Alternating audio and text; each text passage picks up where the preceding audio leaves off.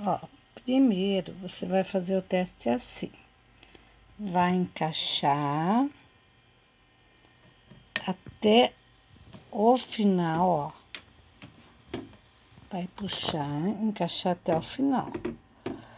Porque ele tem uma garrinha. Quando você for tirar, você tem que apertar essa garrinha azul para baixo e puxar. Senão você vai arrebentar tudo as garrinhas. Aí você vai encaixar, ó.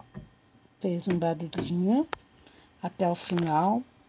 A pressão tá 0. Você vai ligar e vai pegar a outra ponta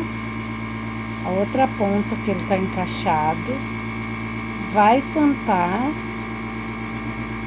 e vai ligando para ver até onde vai a pressão.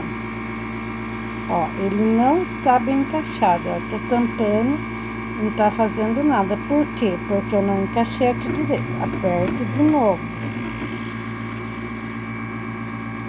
Agora eu vou ligar no último e vou tampar, ó. Ó. Se não tampar, não encaixar direito aqui, não vai. Você faz o teste com a mangueira, ó. Agora eu vou soltar aqui, soltando aqui, aí o tampo não vai subir mesmo, né? Eu tenho que fechar aqui até o final e tampar para ele subir. Ó. Se eu tirar o dedo, apertando bem, ele vai aumentando. Até 550, 570 é o máximo, ele não passa disso.